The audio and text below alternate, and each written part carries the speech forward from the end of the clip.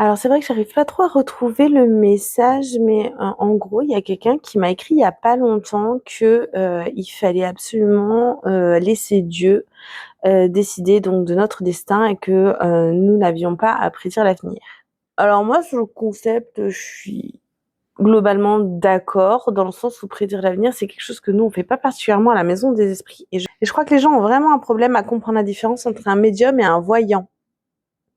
C'est pourtant pas du tout la même chose. Pour rappel, donc, un voyant, c'est bien quelqu'un qui voit l'avenir. C'est quelqu'un qui prédit l'avenir de manière plus ou moins fiable. Et ça, pour le coup, c'est vraiment un exercice qui est très difficile parce que sans trop rentrer dans les détails, la notion d'avenir, elle est un petit peu biaisée parce qu'elle dépend vraiment du libre arbitre des gens. Parce que tout simplement, il suffit que je te prédise un avenir qui va pas te convenir et tu vas décider de faire autre chose. Donc du coup, tu vas pas suivre le chemin qui était tracé, mais tu vas utiliser ton libre arbitre pour choisir un autre chemin. Enfin bref. Nous, à la Maison des Esprits, on trouve que c'est hyper casse-gueule d'aller dire l'avenir des gens parce que tout simplement, ils peuvent changer d'avis à n'importe quel moment. Donc on n'a pas envie de faire ça. Et c'est pour ça qu'on n'est pas voyant. Nous, on est médium. Du coup, on communique avec les êtres énergétiques. Et les êtres énergétiques, il n'y a pas que les défunts. Loin s'en faut. Je vais pas vous faire le topo de tout ce qui peut exister, mais enfin, il y a vraiment de tout type de personnes. Et des fois, on a des grosses surprises quand même.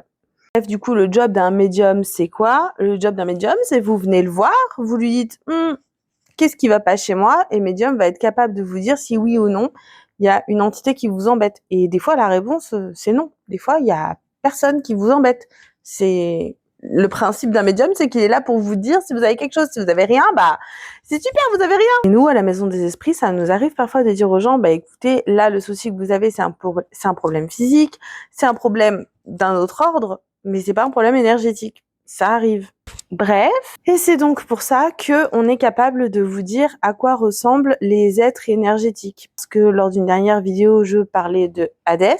Je faisais le parallèle entre ces représentations que les humains ont faites de lui et qui il est réellement physiquement. C'est parce que je le vois, je peux comparer.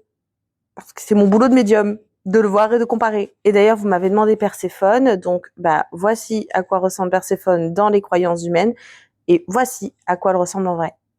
Et on va pas se mentir, elle est belle, c'est une dinguerie. Donc voilà, essayez de différencier les termes, parce qu'un voyant, un médium, c'est pas du tout la même chose. De la même manière qu'un travailleur énergétique, c'est pas du tout la même chose non plus. Travailleur énergétique, c'est quelqu'un qui va travailler dans l'énergétique. Merci Charlie, merci d'être venu, c'était cool. Mais les travailleurs énergétiques ne sont pas nécessairement médiums. Il y a des travailleurs énergétiques qui ne voient pas, qui n'entendent pas et qui ressentent à peine les entités. Bon, et il y en a beaucoup. Beaucoup. D'ailleurs, si vous êtes un travailleur énergétique, par pitié, venez chez nous.